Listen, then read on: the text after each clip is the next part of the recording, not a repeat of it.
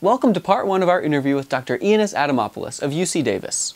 I'm your host, Kyle Langen, and today's interview will focus on Dr. Adamopoulos' work on rheumatoid arthritis.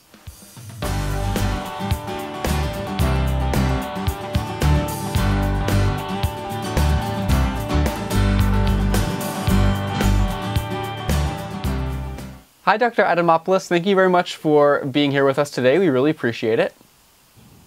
Thank you for having me. Sure. So we're just going to jump right in, if that's okay with you. What is your title at UC Davis, and what are you in charge of? So my title here is Assistant Professor of Medicine, and I work at the Department of Rheumatology, Allergy, and Clinical Immunology at UC Davis. And I'm also an assistant investigator at Shriners Hospital for Children. And so where are you from originally? Athens. So I was born and raised in Athens, and then I moved to England for 15 years or so, and then I moved to the USA. And so what brought you from England to the US? I think the weather. Yeah, I don't blame you. You were the Sontag Foundation Fellow of the Arthritis National Research Foundation from 2011 to 2012, correct? Right. Okay. And what kind of research did the grant that we provided allow you to do?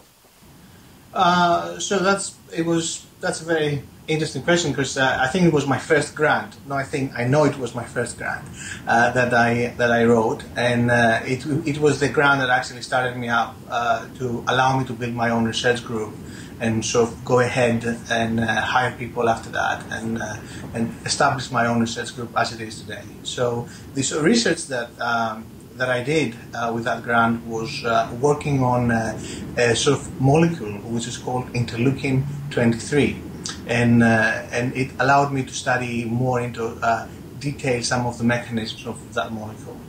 And so it basically kind of changed the trajectory of your career to kind of being able to kind of work and take on other people in your lab and everything like that. Sure. After that grant, I also got a federal grant, and then I got another grant, and then sort of the grants kept on coming. So I was quite fortunate that I think the first grant was the most important.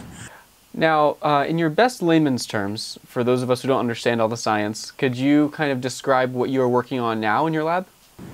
Right. So my lab is interested in molecules which are called cytokines, and those cytokines are small molecules that exist in our own body, and they move around through our blood, and they can activate certain cells, and they can recruit those cells to joints, and they can actually cause arthritis. Now there is a specific cell that we're interested in, which is the osteoclast, and the osteoclast is the only cell in the human body that is able to destroy the bones. And so you're trying to kind of figure out how not to have that happen then? How not to... Exactly. So trying to inhibit osteoclast formation, trying to inhibit activation of the osteoclast in pathological cases such as arthritis, juvenile arthritis, rheumatoid arthritis, psoriatic arthritis is our main aim of our research.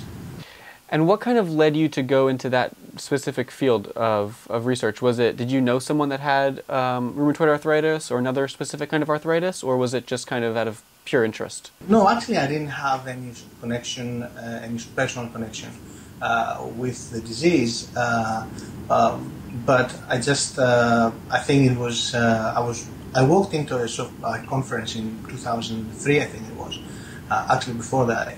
To me, it sort of came to me that it was like you see one galaxy that has this billion stars, and then there's so many different galaxies. So the depth of rheumatoid arthritis was that really got me into it.